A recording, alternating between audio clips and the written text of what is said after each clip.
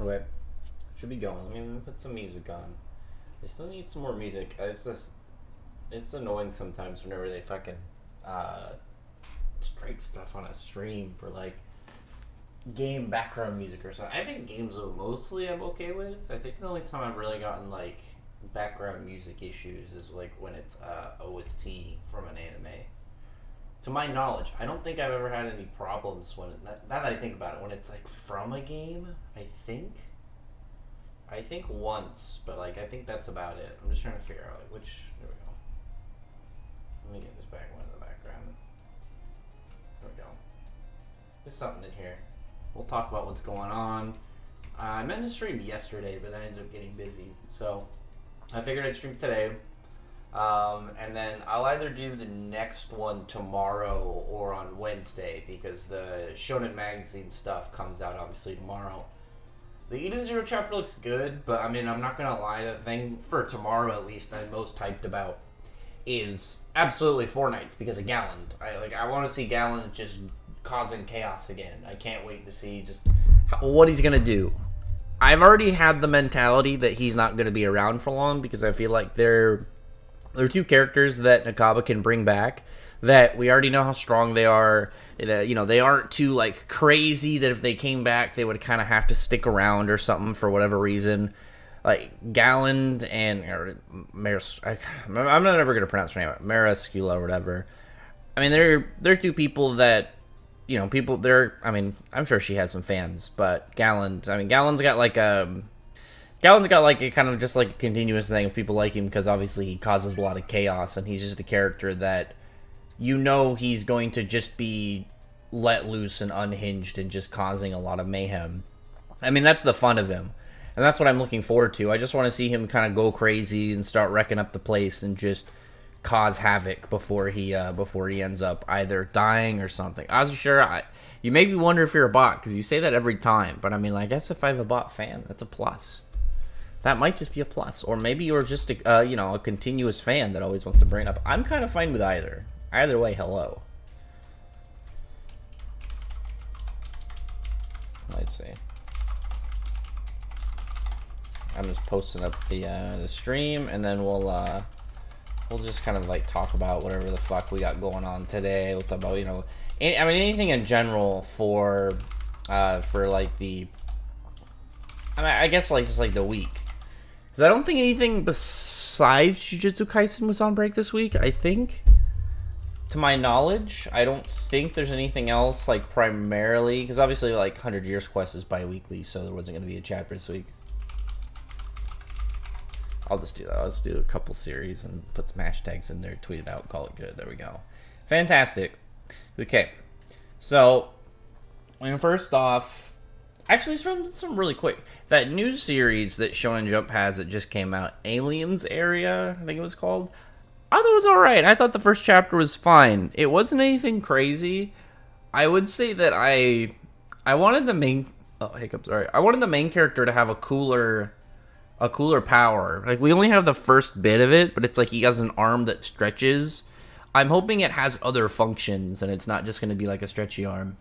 What's up, Mercenary? How's it going? I'd prefer Mela to become more anti-hero. I would need more Grunt for new bad guy to bring these two.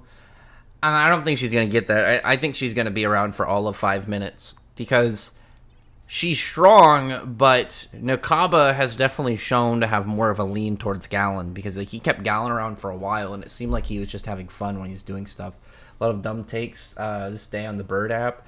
There's been some really goofy ones. There's been some like it's hard for me to take somebody's like criticism of something seriously when they'll say something that's just so unalignedly, I don't think it's a word. It's just kind of like unapologetically bad when you have stuff like being like, well, Acnologia, he shouldn't have motion sickness. He's a dragon. It's like, no, that's not how that works. It's not how dragon slayers work. But it's just kind of goofy. Like, I just don't understand how some people can complain about something and then they just, like, when they actually try and voice, like, the reasoning, you're like, how the shit did you come to that conclusion? Like, you somehow formed, like, chapters that didn't happen in your head and somehow worked them into your mental canon. Like, it's not just head canon, it's like they're reading, like, head arcs. Yes, cat. I'm doing stuff. You're fine. If I let her out, she's gonna immediately want to come back in, so she's fine. She gets too loud to let her out, though. You just lay there. If you want to come talk to the people in the stream, you can. What's good? What is Goofy? Oh, there was just, like, some of the takes recently. It's just one of those ones where you'll get, like, the classic people who will spell fairy tale wrong, and then they'll say something that, like, doesn't even make sense. They'll just kind of, like, break, like, there was, like, one yesterday, I think it was yesterday last night, when they were saying, like, Natsu versus Sting and Rogue was power of friendship because he won. It's like, no, he was just outright more powerful than them. I feel like there's a lot of people that, like, went by the fan translations, like the whole bit with, like, Urza breaking the rules of magic, which is in nowhere in the official translations or the Japanese ones. It's just something that the fan translators added in, and that became, like, a major complaint on Urza, and it was entirely formulated by the fans. Because, like, I think that was Manga Stream, and Manga Stream actually got caught intentionally trying to start issues with the fan base. Because I remember they were like changing Drake's catchphrase from heavy to super to try and make it seem like he's copying Frankie. I remember that. That was an odd time. I was like, why? What's the point of, like, this discourse? Like, you guys aren't even on Twitter. Like, where are you watching these guys argue? Is it just for no reason? Some of King Lightning's takes. Yeah, I mean, I don't get how somebody can go through all of the Grand Magic games and not understand anything about Sting's character whatsoever. I thought that was really weird. It's like, how do you see all this stuff about him and then think, like, oh, he just quit because, I don't know, he's a pussy or something. It's like, there's a whole build up around, like, his promise to Lecter and, like, his whole view of himself and exactly, like, what he was striving for. So I just always thought that was weird. But it's like, did you actually read it? It's like, I don't like the spite read stuff. I don't know why some people do that. I actually stopped reading and reviewing Seven Deadly Sins for a little bit because I was getting so annoyed with some of the stuff that was happening. Like, it was like right when they thought the Demon King lost, and they had the bit with, like, I almost said Rebecca, Elizabeth getting smashed by the rock. I was so annoyed because it's like, how do these characters, like, all these crazy stats, abilities, and capabilities and whatnot, and then they, like, how is this rock a problem? How is the rock an issue? It's not like, oh yeah, like, randomly some bug that was from the other side of the world that came through, like, different shipping crates, and it's just like, because of obviously her curse, fate brought it here, and they didn't notice because, you know, it's just some random ass little, spider or a fucking beetle or some shit, and it ends up poisoning Elizabeth and she dies. Something like that, I'd be like, okay, because it's like all these, like, Final Destination dominoes falling over and eventually leading up to some crazy end, I think makes more sense than it's like a boulder falling on her, because I think the boulder falling on her was really weird. I just don't think it ever fit. Like, it's odd. It's like when you get parts where it's not the same thing, but it's like a little bit in that same kind of general area. It's like, remember when Krillin threw that rock and it hit Goku, and Goku was like in pain, and it's like he wasn't bracing herself or anything, but it's like excuse me. Shush. It's like a tossed rock doing anything to him is just be like, what? It wasn't even thrown by anyone like crazy, or even Krillin, because Krillin just kind of chucked it over there, and then it ended up, hurting him, and it's like, how? How is he bothered by this? Do you take issue with people disliking series or disliking her? My thing is, like, if they say stuff that just outright doesn't make any sense, like, there was I can't remember. I think it was a guy who was, like, complaining about, like, a fight. I think it was Azuma, but, like, he was talking about, like, stuff that happened in the Kyoka fight, and it's just like, how are you upset about scenes that you don't even, like, have them set up in your own head?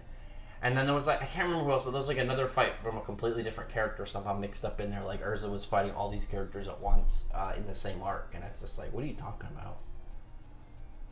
Technically Azuma Kyoken Alvarez, but you know what I mean. Galand literally smoked by Meliodas, then by Bon, and by Escanor.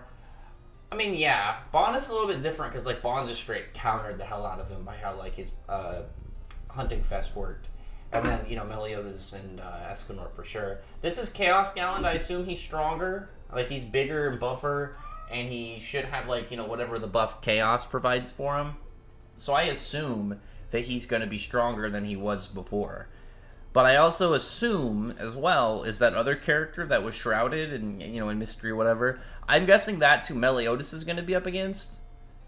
It's like you don't really gain anything to bring Galand back and then have Meliodas clap him again. It's not like Blue Note, because it's like obviously Blue Note was way above Natsu at the previous encounter, where it's like you don't want to bring Galand back to get clapped by Meliodas again. It doesn't provide you any value, because it would just be like, okay, Meliodas is doing something we already know he can do, versus if it's like Galand fighting all of the Four Knights, or maybe like 2 of the Four Knights, and like some of the some supporting characters. Characters who defeating him is like a big accomplishment. You don't just want a character who's already able just to run over somebody, just spend time running over somebody. It's like, well, what was the point of bringing him back? It's like, if Meliodas fights anybody now, it should be Arthur. How strong do you think Laxus will get after this fight? I mean, I assume, if he's gonna beat Kieran, he should be Dark Dragon Slayer Knight level. It's gonna be a little bit odd if it's not with Dragon Force, if it's something with the whole Alexion Soul, if he gets some additional thing. I'm not against it, because if we get something really cool, like I said, like somehow like there's you get to a point where 2nd gen, or I guess technically also 3rd gen maybe eventually, to where the Dragon Lacrima like assimilates into your body. I think that would be a really cool way to advance him. And it's like, well, maybe that's the thing about 2nd gen. It just takes longer for certain processes to work because of how it's all set up. And it's like, okay, you can take the Dragon Lacrima from them until they get to this point where it's like now it's part of them, kind of like how like the other diversions work. I remembered to have water today, which is good. It's hot, and I'm going to be talking, so remembering to have water is going to be a huge plus. Logically, that would be the strongest if he gets full Dragon Force. I mean, it's going to depend, because now Natsu has like the fact he can use Fire Dragon King mode and Dragon Force at the same time. Like he can just kind of like combo them together. It doesn't seem like a full kind of like Super Saiyan God and Super Saiyan to make blue kind of thing. It seems more like he kind of has to interchange them out one at a time, and like can use aspects of them together, but it's not like a fully set completed combo form that he can just kind of stay in. I like to see Mela versus Tristan. I assume it'll be more than one of them. Like, if it's not all 4 against 1, then I expect 2v2. Like, maybe Tristan and Lancelot, and then Gwaine and Percival. Because I think the team up with that would be really cool, make a lot of sense, because we just got Gwaine. Gwaine's the one we've realistically seen the least of. And on top of that, like, she actually has... Like, her and Percival have some beef. I actually thought that was really funny, and it's my favorite. It's probably my favorite of the character-to-character kind of interactions we have with, like, Four Knights. Because I like that there's a person that just seems to annoy Percival to being a little bit aggressive and hostile. He's not like... It's not like he hates her, but it seems like she just gets on his nerves, like, very quickly, and I like that. I like that there's just somebody that pokes his buttons and causes him just to get agitated immediately. Stuff like that, I think it's fun. Because, like, when there's some form of character interaction that stands out and obviously, like, makes a character act way differently than you'd expect, those are always, like, just enjoyable ones. What state are you from? I mean, originally I'm from Oregon. Some lore. I don't live there anymore, so I mean, I don't really mind saying it. It's been a bit. I'll go back and visit at some point. But, it has to be at least 2v2. Or, sorry, 2v1. Because they have to have the advantage in obviously, numbers. And I don't think it would just... Oh, I smacked the shit out of my keyboard. I don't think it would just be 2v2. Or, sorry, 2v1. My guess would be, like, 2 members of the Four Knights each in those fights. And then supporting characters. Like, we would have Donnie and Nasia. God, there was a... I heard his name similarly, like it was spelled similarly. I think the words are connected, probably in origin, but I think it was like how his name is pronounced, and I was gonna try and switch it. I think it's not Nasian, Nation or something. Or no, it was. Oh, that's okay. Actually, I'm gonna let this cat out. She's not gonna shut up. All right, where are you? Hey, come on, out of this room. Come here. Go meow out here. Go meow outside the room. You're good. I'm not mad at you. Yeah, go do cat stuff. Alright, she's gonna go do cat stuff. some more of these comments. Great final form show a full Aetherius devil being. I mean, it wouldn't be Aetherius, it'd be devil-like. I really want him to have horns with icicles on them. That's been my thing. If anything, I want Gwen and Tristan. I like their dynamic. Might make her stop crying.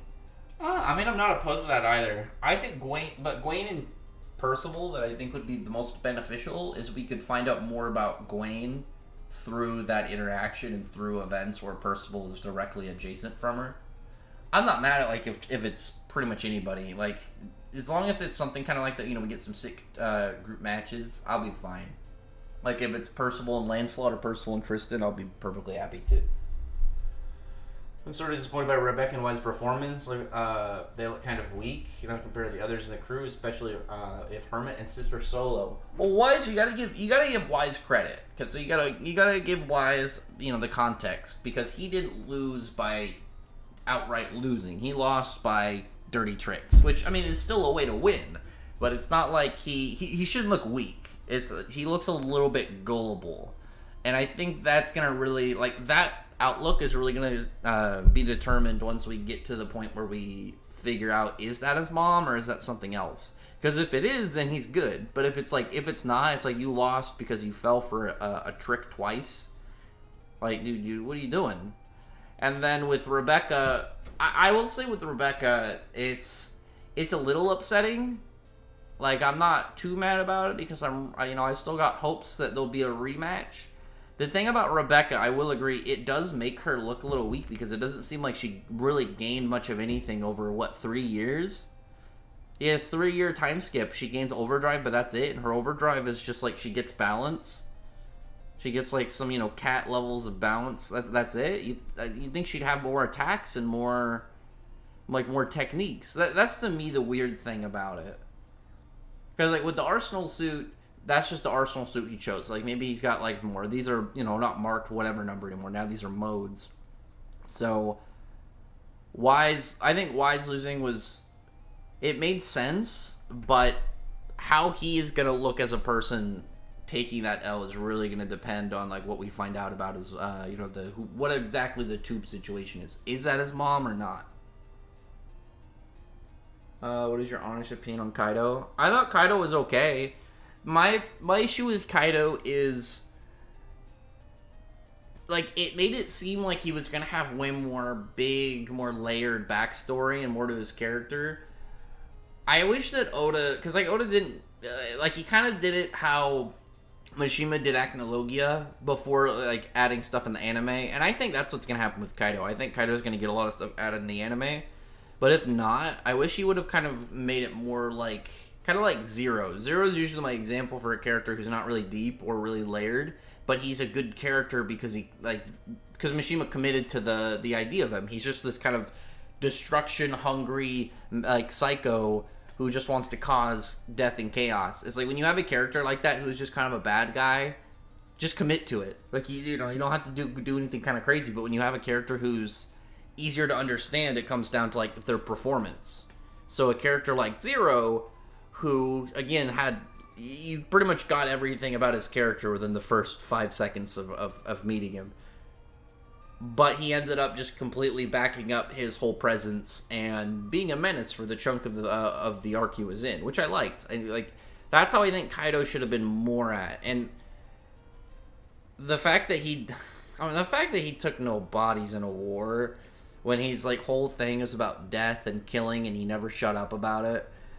That's to me what's weird about Kaido. Because like I don't think a villain has to kill people, but I think if a villain is continuously and constantly talking about killing and death, kill somebody. Like kill an enemy. Like did Kaido kill anybody?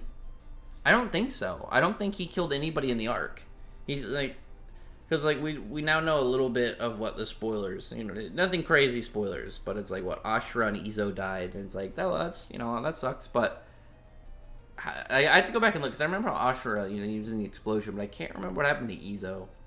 So it's like, man, other people are catching like Kanjuro caught more bodies than Kaido in the arc. It's like, Kaido, what are you doing? Let me see. I read that one. If Black Clover and Sferita would be the only Magic series left, we got Mashal. We got Mashal still. I'm trying to think. We got Fortnites. Hakune versus Demaria. I mean, that comes down to pretty much who can hit each other first. And my money would probably be on Hakune. I feel like Hakune, just based off what she's shown with obviously a much later version of Gray and Natsu, that I would definitely give it to her. Like, I feel like she could... Well, it would depend also on personality. Because Hakune doesn't immediately go for Diamond Effect, whereas Demaria stops time going into the fight. Like, she immediately stops time.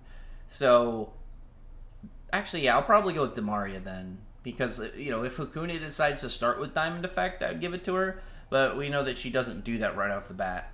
And she'll go to it shortly, and, she only has, like, one effect.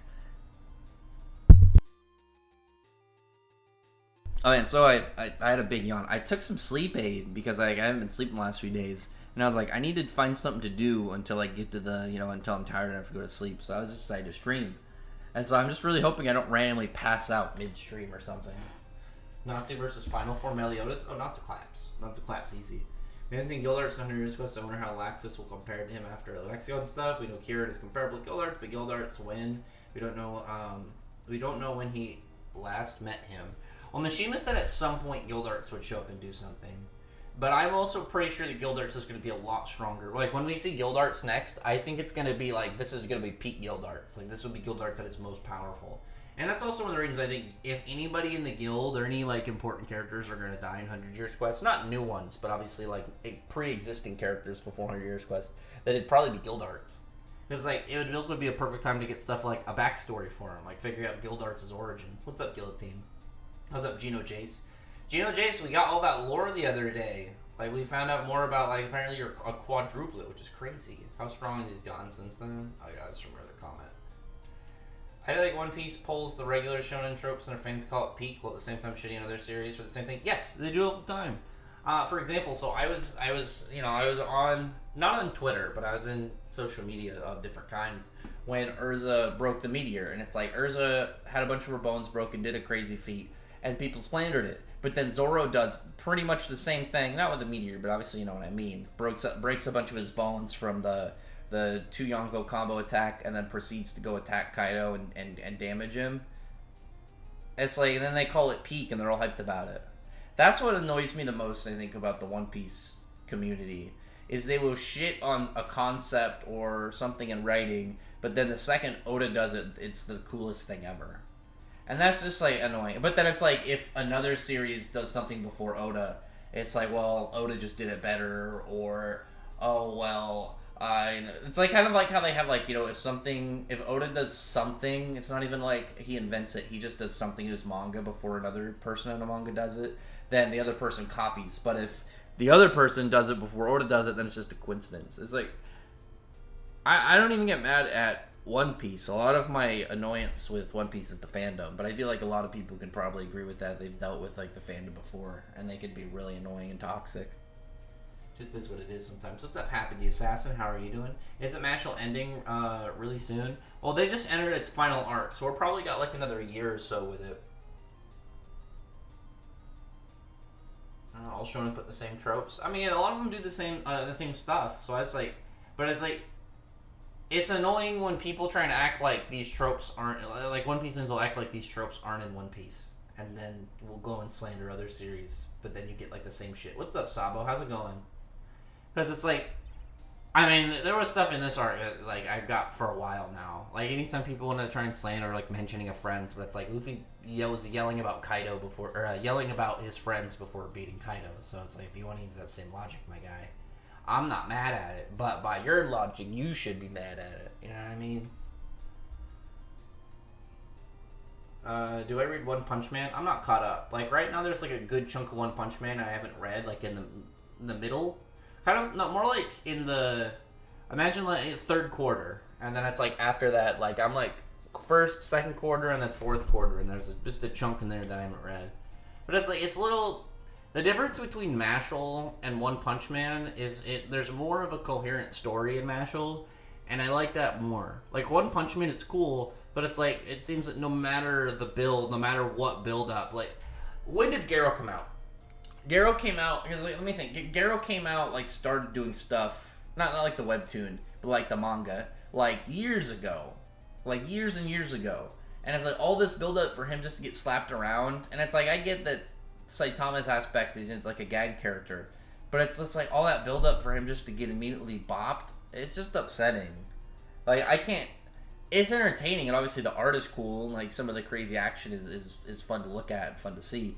But I can't really get too invested when I know it's not like, oh, you know, the good guy's gonna win in the end. It's gonna be like, no, it's gonna be like the second this guy runs into Saitama's gonna completely crush him, and it's just like that to me. That takes a little bit of the enjoyment away from me. Would it be possible on the Grand Magic Games for someone to steal Future Rogue's lock from his body and be able to use it? Yeah, if you could get it out of his body, you're good. Indeed, you guys did more, get lore about me. I know we found out that apparently there's more out there. What's the Mishima hate? I mean, it's just like the same old stuff. So Brack's been reading RGE's Blade Devil. RGE. What's RGE? I was like, I saw R8, I immediately thought of Resident Evil, but I'm like, what's the G? So it's like, it can't be Resident Evil.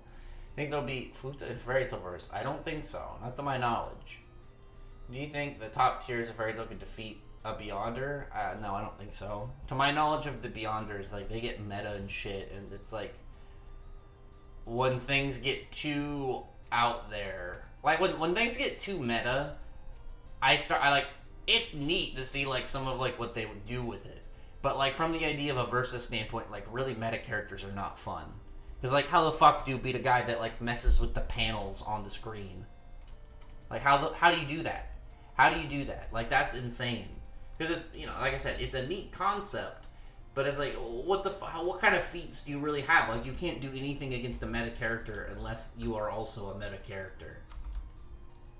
I was like, otherwise, like, well, what's the plan? What exactly would the plan be? Like, just throw shit at them and hope that they give up?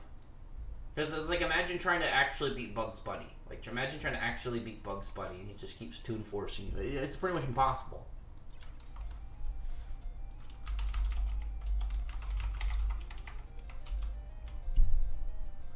Raging Golden Eagle. I've watched a couple of his videos. Oh, does he have his own thing? He's got his own comic? That's pretty cool if so. I don't read that one. Do you have the first and last name? I do. I'm not going to tell you guys. Alexa absorbs Alexion's soul would be able to stand against the dragon gods. I think he would be able to fight like human form versions. I don't know if he'd win, but I think he'd be able to contend. Like, I feel like he'd be able to fight and contend with human form Dogremag. Whether he wins, I don't know. But I think logically, if he's able to defeat Kieran, then he should be able to. Do I read Boruto? I feel like it's been really boring lately. Yeah, but I mostly kind of skim it. I'm not gonna lie. Like, there's stuff in Boruto I find interesting, but it's like when they're kind of just hanging out, and the one chick is talking about, what is her name? What's the new chick's name? Ida or whatever? Like, she's talking about her crush on Kawaki, and then Code is kind of interesting, but it's like all that build up and what his hair changed colors and he got different colored nails. Like, the dude came out here turning into like a fucking Dragon Ball new form, or it's just a slight shade of color change. I expected it to look different. I expected him to maybe get taller, maybe his hair got way longer, not just kind of fluffier. Maybe he got a different outfit, maybe he got a horn. I don't know, it was a little weird. Like, Boruto just doesn't really do it for me most of the time. I mean, it has some cool parts, but I mean, like, 99% of the time when I'm looking at Boruto, it's like, whatever.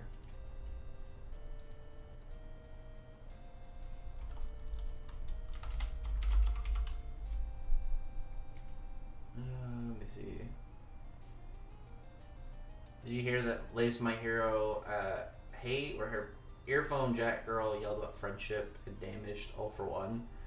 The thing is, the dialogue, here's the thing, legit, I do not have a problem with the dialogue. It's the character that it comes from. I personally, and I know a lot of people, don't have really any investment in earphone jack. Like, I know she has fans, and I'm aware she has fans. But stuff like that, where it's like, you gotta have a character that the emotions are larger scale. Kirishima would have been a great character to do it. like Kirishima comes in, he knows he can't really do too much, but it's like maybe we get something beyond Unbreakable. He gets pissed off over what happens. He has the line, and you're able to think back at previous times he's done stuff, and obviously when he's earned people's respect and trust and whatnot, and like how even when he's losing, he can still kind of really pull through some strong W vibes. I don't think that Earphone Jack has that, and that's why like the dialogue behind that I think was kind of eh.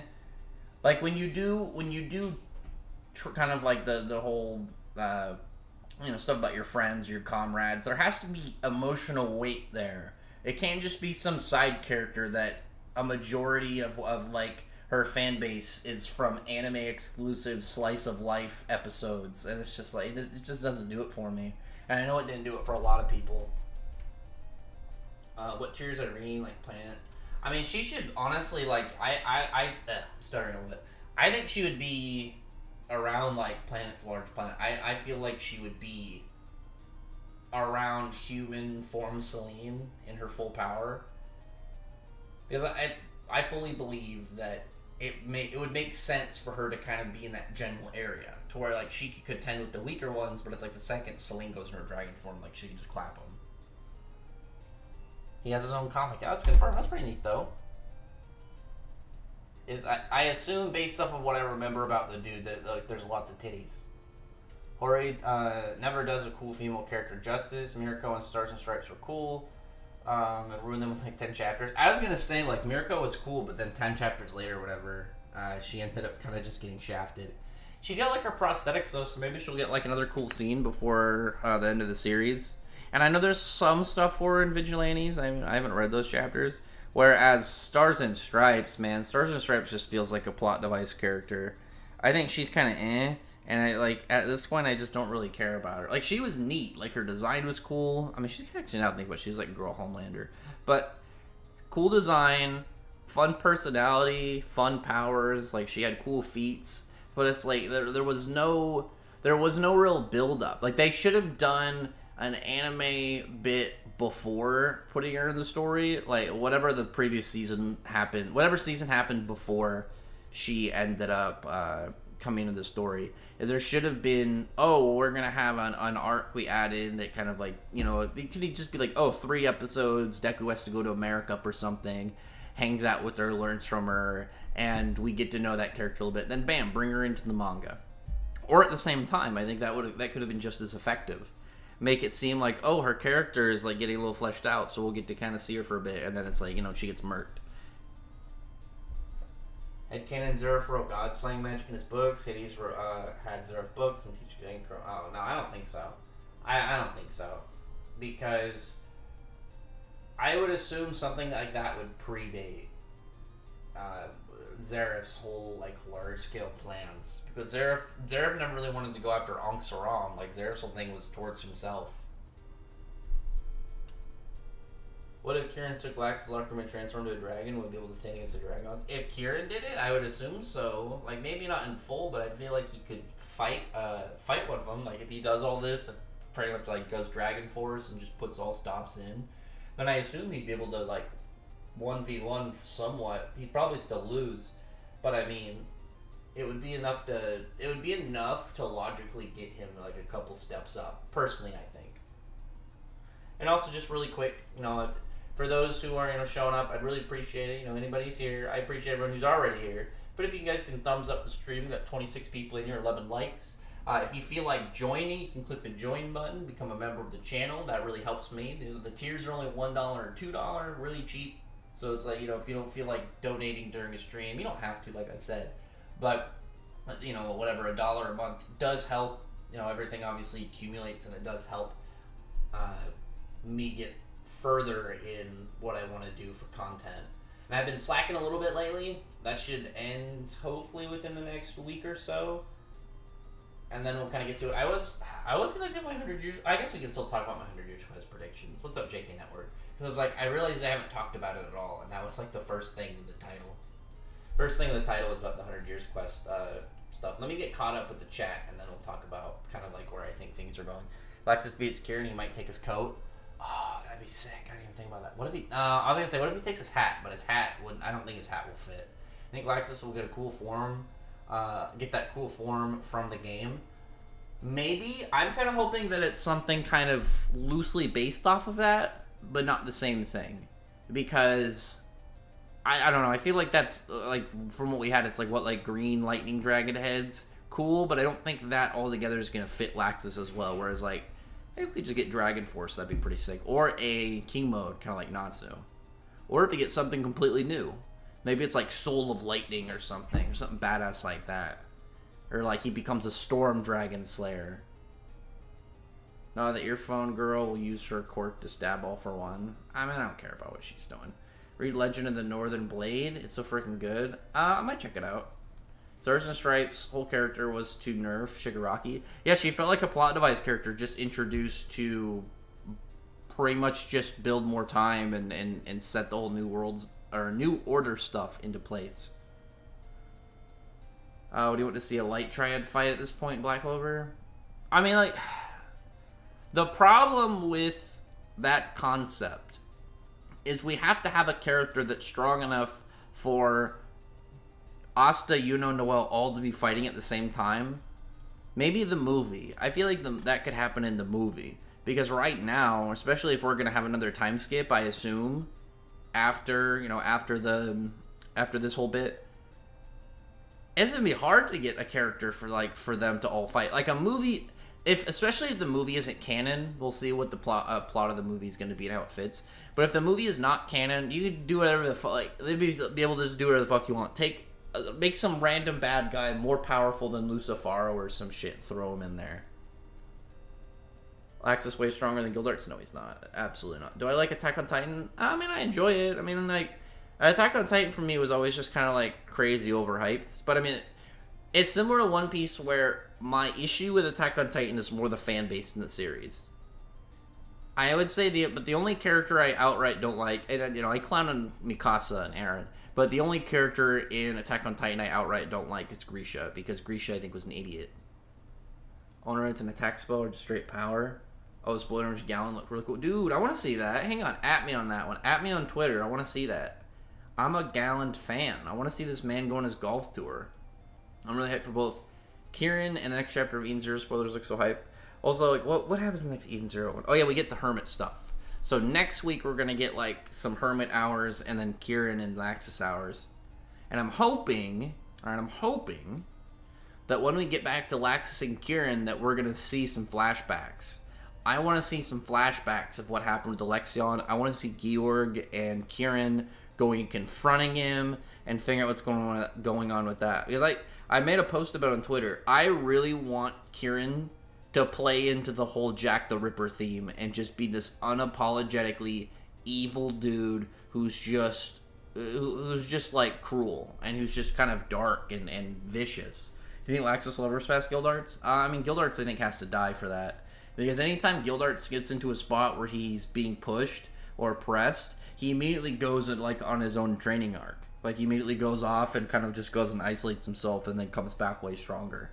Do I read Radiant? Yeah, but I'm like a volume behind. Just because, like, its translation frequency is really weird. Just sent via message? Yeah, I'll go look. Honor on the Freight Zone with 100 Years quest after the Alvarez arc. I mean, that's where logically you could put it and it be canon. Because otherwise, like, Mishima has to open some spot in time for a movie to fit in. It's like when others make so strong villains, they need to nerf them in some way. It's like a tradition at this point. Well, it's like, I mean, they don't have it all the time, but it depends on, like, the villain. Because someone like Natsu or Asta, where they have built-in ways where they can kind of deal with, like, crazy things. Like, obviously, Natsu can burn magic and other things. Asta can anti-magic things. It's kind of like when I saw Deku going in to fight Overhaul, I knew that fight was going to be really weird, because if Overhaul can one-shot him, then that means, like, Deku is not going to get touched by that ability the entire fight. So it's like he was just going for throwing spike rocks at him and stuff, which is a little strange.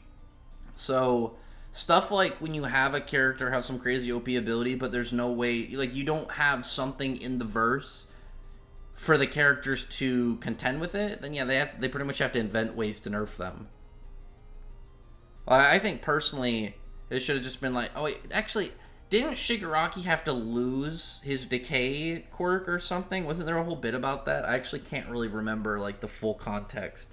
But I remember there was, like, an issue with his quirks, and I think he had to get rid of decay or something. Do you think Hunter x Hunter is overrated? Yes, I think Hunter x Hunter is super overrated. Do you think Natsu Burning Magic is too broken?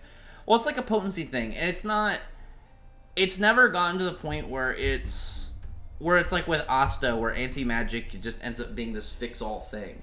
Natsu's ability to burn magic has never really been used like that, where it just seems like, oh, a situation's going on, bring in dragon fire and burn up the magic.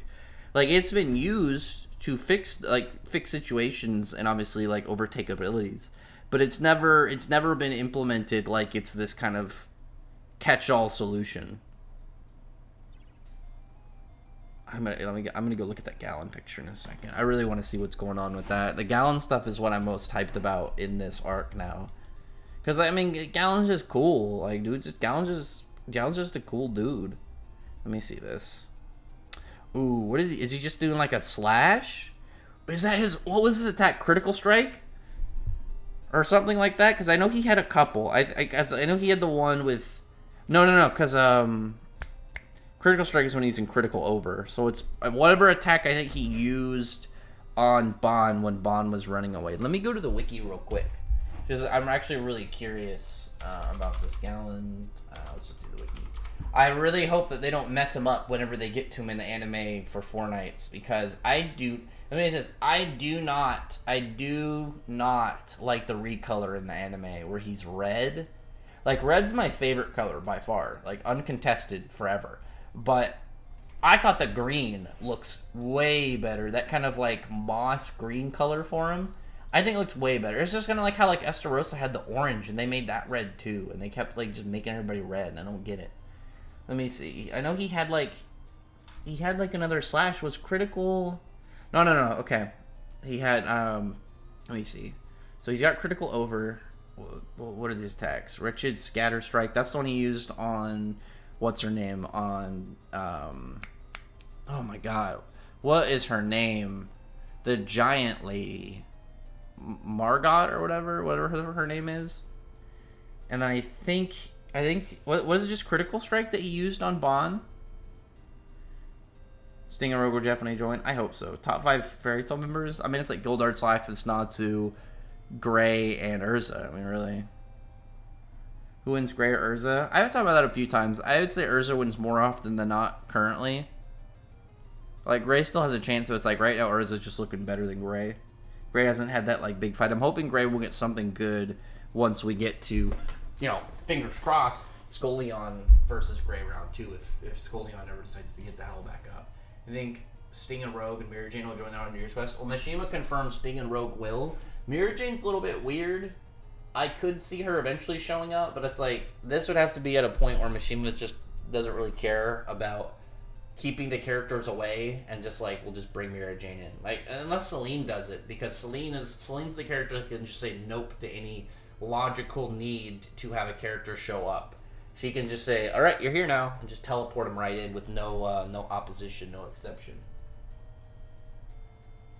I still can't believe Galand came back. But I'm not caught up 4 nights. Dude, you gotta. Galand's just cool. Who wins, Gray or the other one? I'm pretty sure Natsu burning their magic was like the biggest reason he's able to defeat the twin dragons in the base form. Not really. I mean, he was able to obviously do stuff like burn off Sting's white dragon claw, which helped him a lot. But it wasn't like the linchpin of the fight. Natsu's ability to burn magic has never been. It's never been like a plot focus. It's something that he can do. Whereas, like, anti-magic has been used multiple times for, like, stuff way more than plot. How far do you think Zerv gets in Dragon Ball? I mean, that's weird, because, like, he can, like, hack most of the people, and most of the people are really stupid. I think he can get into super characters just fine based off hacks. Hope Shalal gets a big fight. Me too. Guild Thunder appearances in the spoiler image. I mean, Guild Thunder is there trying not to get fucking murdered right now. I can tell you that much. Guild Thunder is just saying, please don't kill me today. Let me live. I'm just real quick. I'm going to the chapter of when they were, like, Bon was running from, Galand. So that's like 130 or not, hang on.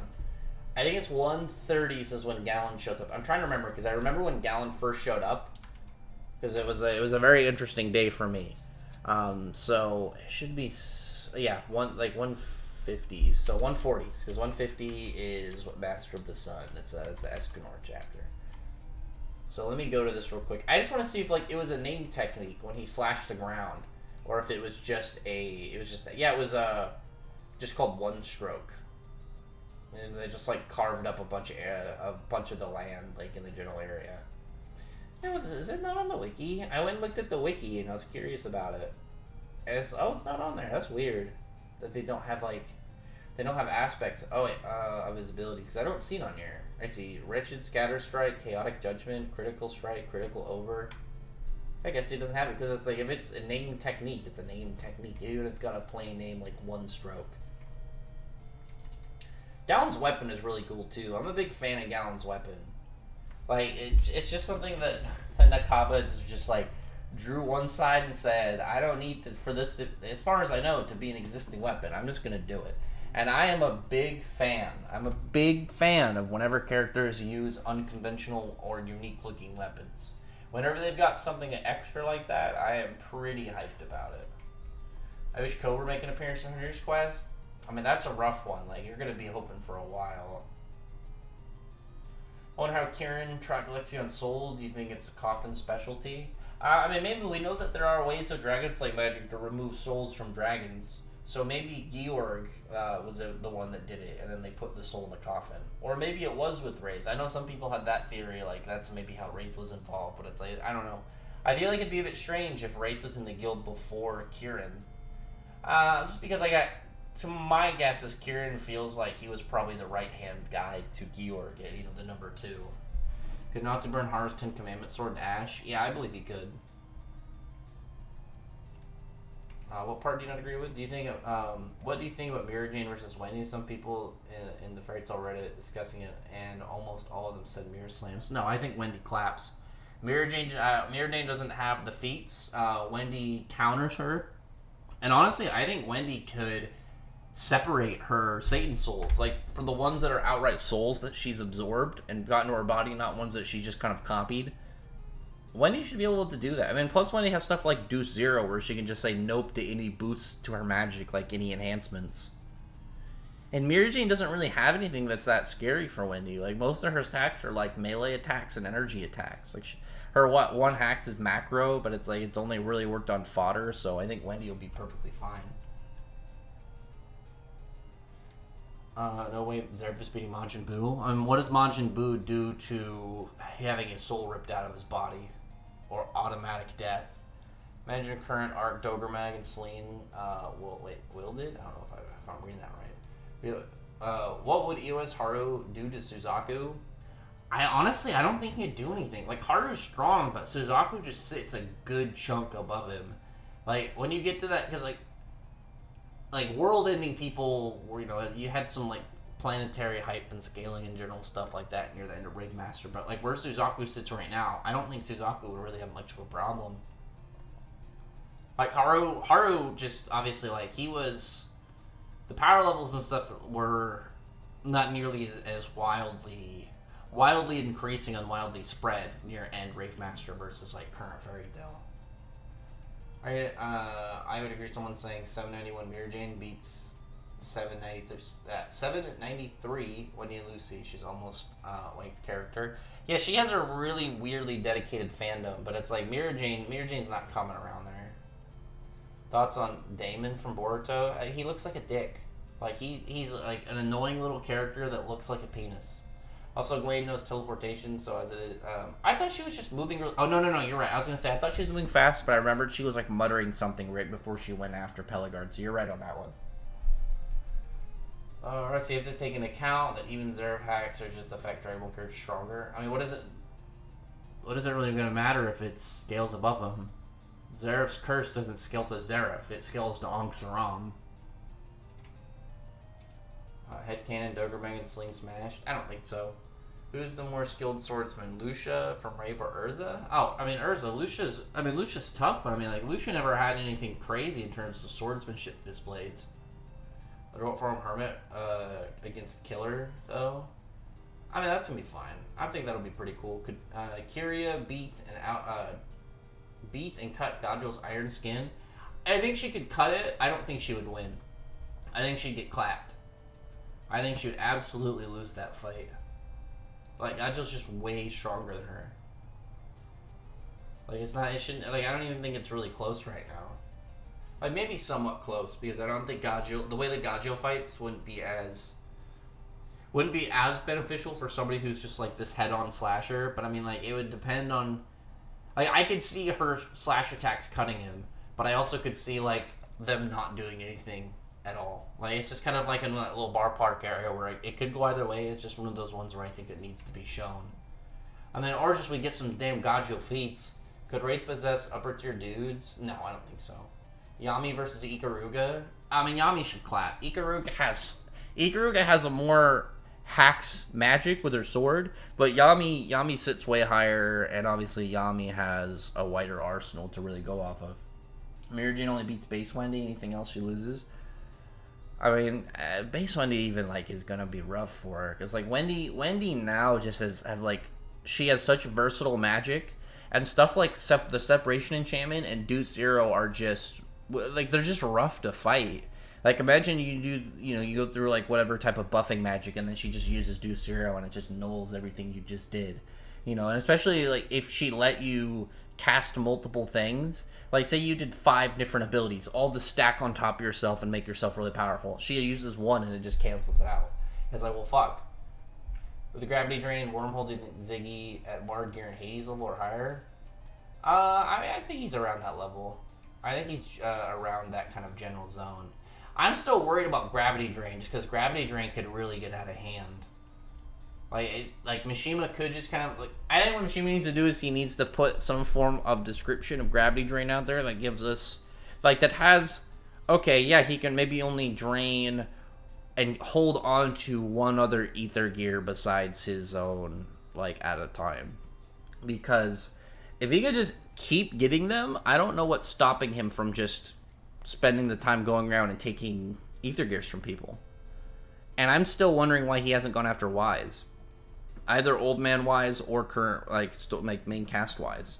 Oh, Robin McLennan, thank you for the $10 super chat. So, what are your thoughts on God of High School and Mori Jin versus Goku? I mean, isn't, like I'm not caught up on God of High School. Where I left off on God of High School, I can't wait for the thing to go. Where I left off initially on God of High School before, like, you know, doing the reread, and I'll get back to reread at some point, is, like, Mori Jin was fighting that one girl. I think she had, like, purple hair or something. And I know from what I've seen, it's like somewhere after that, it's just like all these gods everywhere. And, like, they do crazy, like, absurd descriptions. Like, he's got to become 4th dimensional to fight, like, certain characters. And he makes, like, trillions of clones that cover whole sections of the galaxy. Once they get to, like, stuff like that, it's like, I don't really know what Goku's going to do. Like, I don't really know what Goku plans to do there. Natsu versus the Human Torch.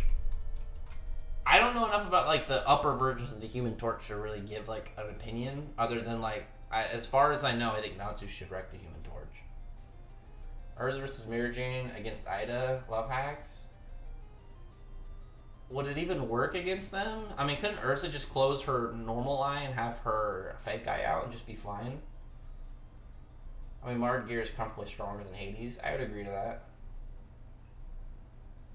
Let me see. Make sure I don't like to skip stuff. Death Thrust one-shots? Yeah, I would assume so. I would agree on that. Like, Ikaruga is strong. Like, she has decent scaling that you could still put her at a good level, but it, like, she should be, like, S-class, maybe low Wizard Saint, whereas, like, I think Yami would be, like, middle ground Wizard Saint right now based off of his feats. I mean, oh, wait, no, that one. On Twitter, currently, there's a fandom rival between Jujutsu Kaisen and Black Clover. I don't really know why. Like, Jujutsu Kaisen just kind of, like, started going after stuff for no reason. Like, they were doing that for a while.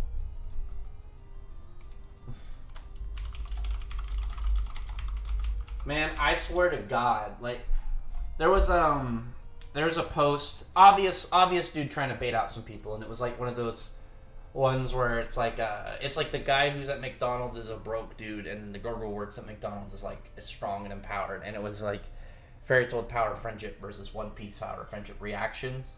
And this guy's like, well, when has Luffy ever done anything like that? And it's brought up, like, he did it with Kaido. Like, that's what the last thing he yelled before defeating Kaido. He's like, that doesn't count. Like, he's been saying stuff about his friends since the start. It's just like,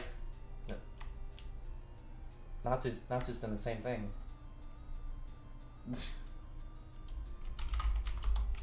One sec.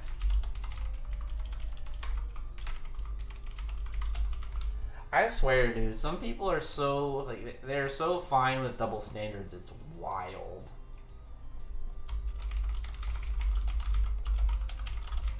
One sec. I'm ready. This guy, I'm talking to one guy who's one of the, like, Mishima copied Oda on everything, and I like, whenever, like, I have certain responses that I use for certain people, like, certain types of people, because, like, generally I'm not gonna claim that he copied, because I don't think Oda actually copied anything from Mishima the same way I don't think Mishima copied anything from Oda. I think there are just coincidences. And because, like, usually when they do an homage, it's way more clear. And, like, Mishima has never talked about Oda or One Piece. He's talked about Dragon Ball and Naruto, but never One Piece. So my plan is, like, I got the whole, like, bit of, like, oh, well, he copied the whole arc because of the similarities between Dressrosa and the Grand Magic Games. Again, I don't think that I don't think that Oda was actually doing it, but it's just like, the same thing, like, I don't think Mishima's doing that, but it's like, these same guys, okay, well, what's your logic then? If the coincidences mean that Mishima copied, the coincidence also should mean Oda copied. It's more Shigaraki against anyone in Hunter x Hunter? I mean, like, in a fight? Oh, against everyone in Hunter x Hunter. I mean, the Hunter x Hunter people are going to just overtake him. Joel versus Lexus, now, who wins? We don't have like any recent Jalal feats to really go off, whereas like Laxus is about to get feats right now, so it's gonna be like Laxus is just gonna be above him with recency feats. Did Martin Gear take any damage before Gray's Devil Sir? He took a little bit, like he had some scrape from like when Natsu punched him. Couldn't Goku just destroy his universe? I mean, not really. I mean, what we're gonna have? He just freezes time. He just stops time. And I don't say like, well, the stuff with hit stop time. Hits is more like Julius's chronostasis. It's a power level based thing. He's stopping time for a person, not time itself. Stopping time itself is completely different because stuff like power levels don't come into play because you are aiming at the concept, the overarching concept that goes over, obviously, like, the flow of time. And usually power levels don't have anything to do with that. I mean, if that was a thing in Dragon Ball, like outright time stop, and they could still do it, then yeah, I guess like I wouldn't have anything to kind of counteract that. But as far as I've seen, hits is more of like Julius's versus something like Damaria's or Zeref's time stop. How strong would you put Acrologia if he ate the Endless? I mean, I assume he would be kind of like where he's at with the space between time, where he's like a threat to reality. Jizukai's One Piece is probably the most elitist fandoms. Yeah, they're pretty annoying. Well, the thing about One Piece fandom is they've been like that. I think the Jujutsu Kaisen fandom is like that because that's the popular series right now. Because that's how Demon Slayer was, and then Demon Slayer kind of like faded out of that new flavor hype train. Because like even when Demon Slayer kind of came back and was still popular, obviously with Season 2 and Infinity Train, but the toxicity never came back.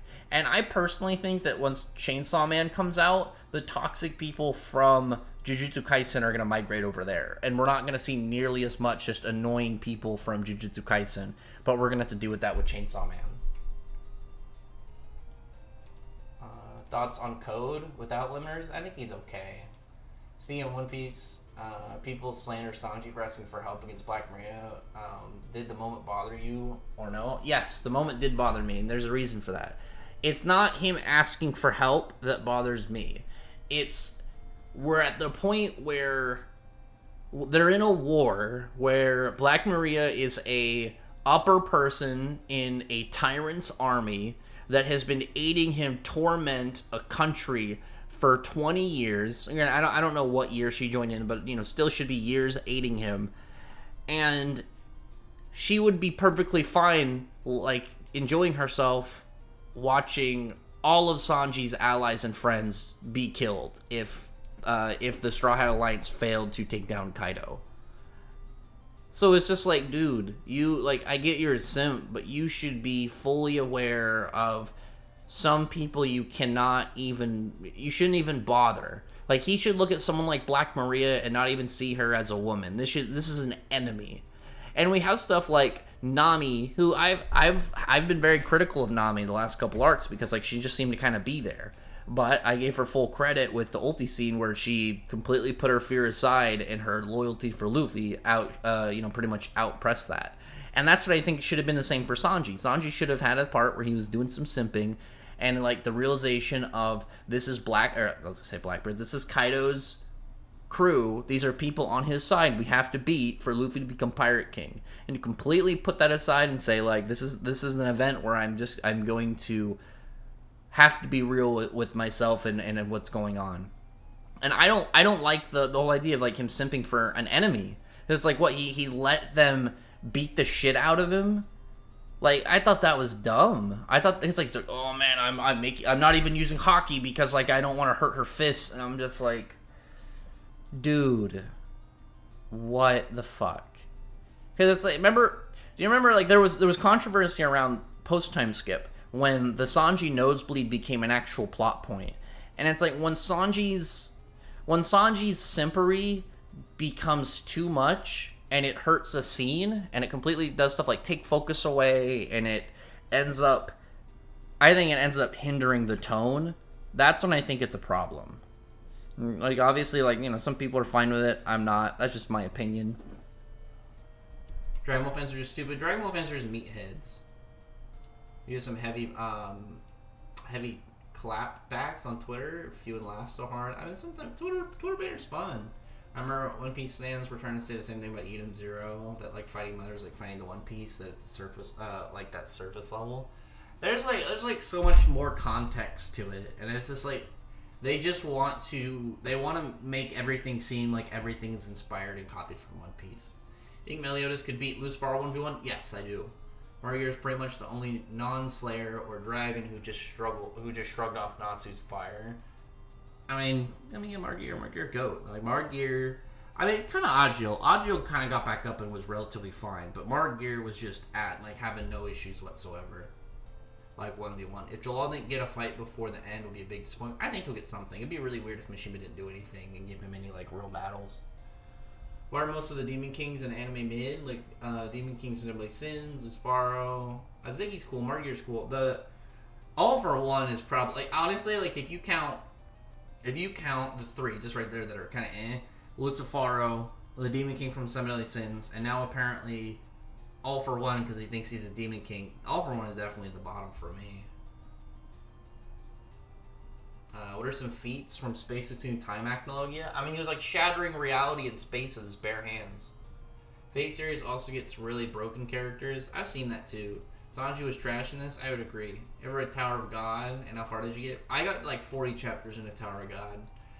I wouldn't say Nami was just there with Galand. She played a pretty big role. I just remember her running around and then doing stuff with Zeus, and I don't remember her, like, what was her like role in the arc. I don't remember her having any like significant thing. Like, she didn't really have any fights.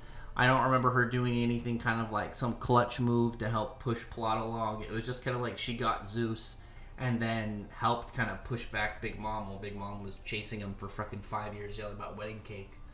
Overall, what did you think of the 10 Commandments as characters? I thought they're fine. I like the 10 Commandments. Sanji will never hit a woman because he feels he wouldn't be a man if he did. It's part of what makes him Sanji. Sanji would be like Natsu, deciding he doesn't care about the guildmates. No, here's the thing. And I'll give you an example that does align with that. If we're talking about beliefs, Natsu doesn't like to kill people. Like, he's gone over this. He said he doesn't like to kill people. He just wants to fight for fun. But once they were getting into the war with Alvarez, he realized he has to put his views aside because some things are more important than your own stances. Some things are more important and there are bigger things than your personal stance on something. Sanji should have saw the situation that he was in and decided how to, at his best, work through it.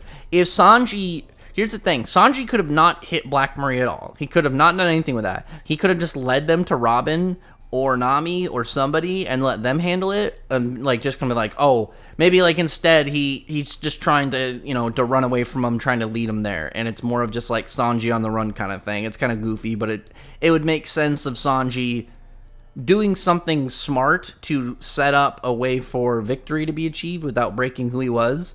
But it's like stuff like he just lets them beat the shit out of him. Like, imagine if Black Maria was, like, decided just to kill him early on. Just decided instead, not a punch, decides just to behead him. And Sanji dies. Because he decided that he's such a simp, he's just gonna let them hurt him. Like, stuff like that I think is dumb. Like, when a character gets to a point where their kind of goofy bits are more important than the serious plot, like the actual events going on that are vital to what's happening, I think that's a little bit dumb. Like, if Natsu got to Act and Logan, he's like, I'm not gonna kill you. Like, I have to be like, why? Like, what is wrong with you? Like, why would you let him live and go? It's one of the things I'm upset about with their kind of like let Frieza go and just kind of like go and do shit. It's one of the things I thought was dumb about Kaido, is they didn't seem to finish the job with Kaido. Because Kaido could just, like imagine if Luffy and all them left and got to the next one, and then Kaido just waited for them to leave and came back. Who in Wano would be able to stop him? Nobody. And Luffy could be multiple islands away, like days away. And maybe it wouldn't even be like him trying to retake it. He might just want to massacre it and just kind of like level everything. Like stuff like that. I'm just not a fan of when characters are like at a point, especially really far into their story, to where they hold on to like weird stuff like that, like kind of like smaller character traits in the face of reality, in the face of like the situation they're in. Because like it'd be the same thing. I'm trying to think of another character, like another character with something very specific thing. Because it's not like Sanji even had to like be like, I'm just gonna start hitting women. He could have just again led him to Robin. He could have realized this isn't something that I'm gonna kind of sit with. I'm going to make sure that what we're here to do gets done to the best of my abilities for my crew and for my allies. Because think about this as well. Like, what if Black Maria, while Sanji was, all set, all roped up, couldn't do anything, somebody on his team, somebody in the crew died. Like, something happened where Sanji wasn't able to get there in time, or Black Maria was able to take an opportunity to kill somebody. But granted, this is obviously a hypothetical, but that would just look terrible on Sanji, because it's like, what, you would let this character get this far because what, you don't want to hit her because she's a chick? Like, I think that's just kind of dumb. I think that's something to have early, but it's like, once you get to a certain area, it's not just, oh, she's a female enemy, she's going to try and beat somebody up. Like, this is a war. Like, this is a war where they're going to be perfectly fine if they win killing your friends. So why are you looking at it like, oh, this is just some random chick that on the street? It's like, no, this is a somebody who aided a murderous tyrant for years. Who gives a fuck about Black Maria? Like, you shouldn't, like, imagine looking at, like, what's it? Like if Sanji went up and met fucking Amber Heard or Casey Anthony. I'm trying to think of more just like horrible females in history. But like people like that, where it's just like, who gives a fuck if they're chicks? Like, these are horrendously existing people that are problems. And not just like they are problems, but they are like large scale, problematic at an existence level. Why do you want to have them around? Like, no. Get that shit out of here. All for One is garbage, I agree. I dislike Robin and Nami getting sidelined. Robin got her fight. She beat Black Maria up. The plot Margero has against All for One is insane. And Rax, that picture you showed of me, Endeavor body is funny. The Endeavor face is pretty hilarious. Zoro would kill a woman if required, not like Sanji the pervert. That's another thing. Like, Sanji isn't like, he's not some gentleman who's just like this cool dude, always nice to women. He creeps on them all the time. Like, imagine a guy who's like constantly like, I'm never gonna hit a woman, blah blah, but then he's like, looks like he's about to come in his pants anytime he gets near one. And not just like, oh man, this chick's really hot, I'm nervous. It's outright like he wants them to know. The way he's like always does his goofy shit and he's spinning and trying to like flap and touch them. It's like, dude, what the fuck are you doing?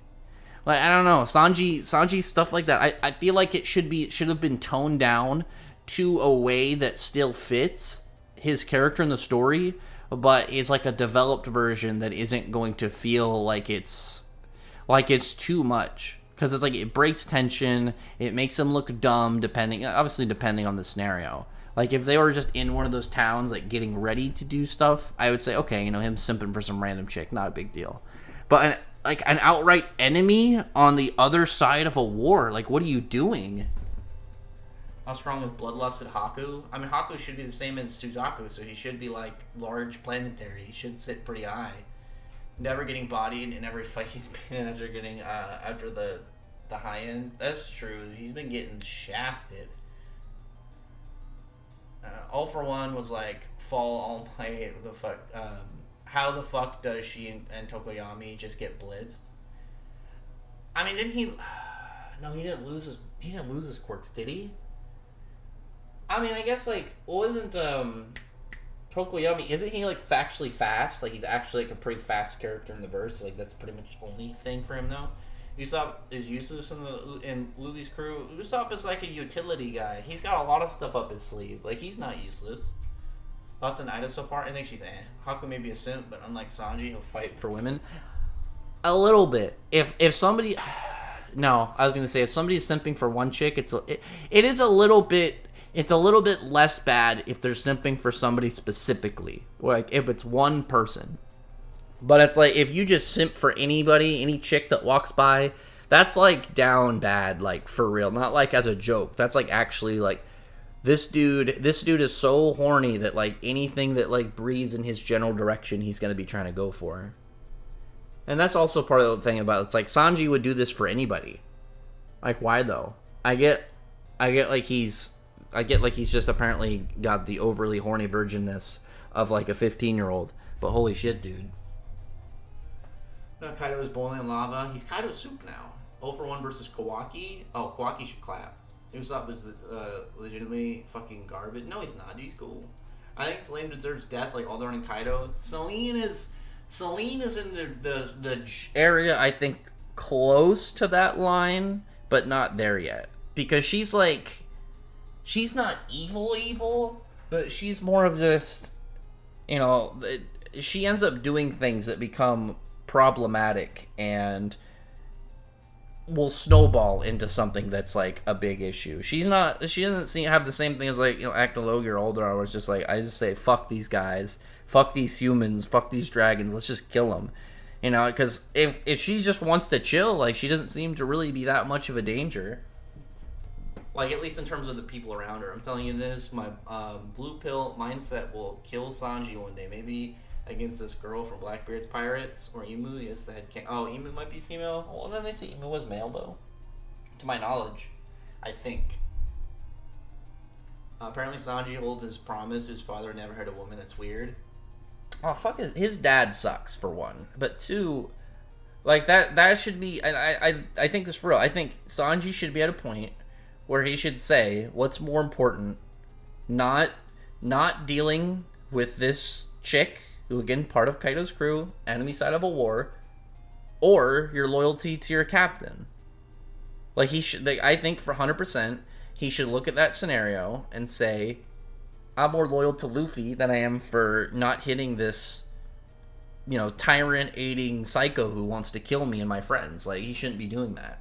And I know there's going to be some people, like One Piece fans, that would be like, blah, blah, blah, he's not going to be Sanji if he's like that. It's like, he should evolve past that.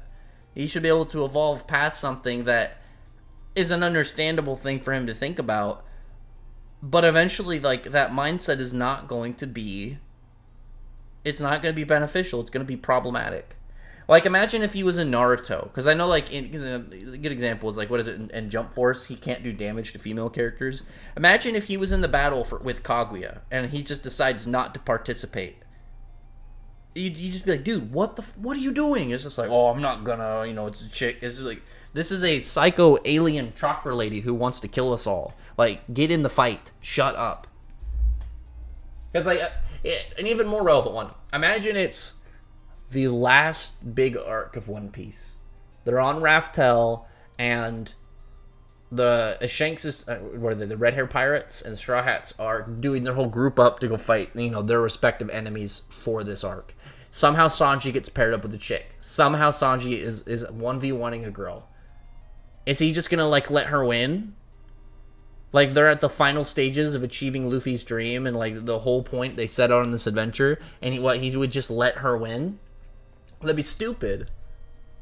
Like it should be, because it's one of the things also, like, not the same thing, but like one of the things I was about with Luffy after the time skip is he wanted to be a little bit more cautious after realizing like shit can go sideways fast, and sometimes reality is going to outweigh fun and enjoyment. Sometimes that heavy hitter of tragedy can just kind of put you in that spot, and then he seemed to kind of like forget about that and just go back to how he was. Sanji should have achieved that as well. He should achieve a state where he really looks at what's going on and realizes the bigger picture. Like, he should be able to look at someone like Black Maria and say, I don't really care who you are, I'm going to defeat you because this is, you're part of Kaido's crew and we need to do this for Luffy. I like Jiro, but my god, the power scale of My Hero's ass. Well, but the thing is, like, My Hero doesn't have anything really for power levels, like, the same way. Because they don't have an energy system where it's like mana, where you're at with your mana amount and like how your spells work. Like, you can have certain things that let you move and be more versatile where you sit in like the whole tier scale. Whereas like My Hero quirks are just kind of, you get like a power, and sometimes that power will branch into other things where like, oh, well, this thing also gives you durability and some utility, where it's like, what, she just has sound attacks, which is useful, but I don't know if you hear that cat yelling out there. I think she's like starting to go into heat, so she's just going to be loud the next few days. I think with Black Maria and Sanji, not as bad as it was, this nosebleed. The thing is, like, the nosebleed was dumb to take seriously. I think the Black Maria one was dumb to do in general. Thoughts on Ida so far? I read that one, she's okay. I don't know, I hate on Usopp. Usopp's a cool dude. Selene deserves death. I read that one. I read this one. Selena's just too important and will be a waste if she dies. Yeah, I don't want her to die yet. Haku versus Wendy is similar to Sanji versus Khalifa, where the boys only lost because they didn't want to hurt the girls despite being stronger. Well, but even then, like, Haku wanted to win without really doing much to hurt her. Like, Sanji could have done something. Like, Sanji had ways for him to figure out solutions to the problem without having to hit her. Like, if there was something that worked better, like if he just didn't literally stand there and let her beat the shit out of him, I would have been fine with it. I wouldn't have really complained. But it's the context, and that's one of the things I think is annoying about the people saying like, oh yeah, of course the people who don't like this scene don't like the fact he developed in whatever way, shape, or form. It's like, no, that's not what people are complaining about. It's about like time and place. This is not the time and the place for that. This is not the time and place for him to be simping over some, an enemy. Like, I thought that was just completely ridiculous. Bloodman versus Silver would win. Bloodman just should be way too high up for Silver to really cover up to. So Sanji will sacrifice his crew for one. Yeah, that's one of the things. Like, if he got into his spot, that's a legitimate question that I think the people who defend Sanji after that should, need to be faced with. If it gets to a point where Sanji is at a spot where he has to fight a chick, like actually fight her, or the result of not doing it could mean the death of somebody in his crew, what would he do? Because it's not like what is the one that like, oh, if Luffy told Zoro to kill Sanji, he would. It's like, no, that doesn't make sense in like context of the story. Like, not even talking about the characters, like context of the story doesn't make sense. Whereas with Sanji could run into a female enemy who wants to kill him and his friends. Would he end up fighting her, or would his simpery just overpower him and he would not do it? That's like, I think that's part of like the bigger problem right now as well. Mashimaju Urza and Joel's son on Twitter. I saw that. I'm just hoping that when we get to that point in the canon, his name isn't Justin. That's such a regular name. Sanji is next level pervert. Yeah, he's a little bit too weird sometimes. Do you think Haku, after 100 Years Quest, will simp over Wendy and join the Fairy Tail Guild? I kind of hope so. I kind of want him to join. Like, if he doesn't, like, I would feel like Diablos would get to a spot where we would never really see him again. Like, but I like the idea of some of them joining, like Haku or Suzaku. Suzaku primarily, but Sanji is good, but he's a legitimate ass clown. I mean, that's kind of like, that's what I think people need to realize. She was like 60 times bigger than he was. She has horns with a giant spider instead of a lower body half. It's still simping. Yeah, what does he want, that freaking spider pussy? Thoughts on King Arthur? Do you like him? I think he's cool. Any Kagura guildmate over Sanji? I mean, Sanji will just lose to Nico. Kiryu versus Zoro. Kiryu should clap. She sits way higher than him. And I mean, she can just do hypnosis and GG him right there. What's up, Jared Punch? Who's more overhyped strength-wise? Shanks, who lacks feet, or Mara Jane? I mean, Mara Jane. Because, like, Shanks sits in a spot in his verse that even though he's hyped, his hype makes sense. You know, being up there with, like, Yonko and everybody. Where it's like Mara Jane's hype... the people that hype up Mara Jane put her at a level that is nonsensical. Like, she's closer to Zoro stands in One Piece, where they think that, like, Zoro would have been fine against Kaido or, like, crazy stuff like that. Anyway, I just wanted to do a quick stream for today. We'll come back tomorrow, and we'll talk more about, like, the Eden Zero chapter. I didn't even talk about my 100 Years Quest prediction, so I'll probably actually do, like, a video on that, and I'll just change the title in this video to, you know, whatever the fuck, just kind of chatting. And then tomorrow we'll do one. We'll talk about Four Nights, and we'll talk about Eden Zero. But until then, thanks everyone for showing up. Subscribe if you haven't. Join the channel and be a member if you if you're interested.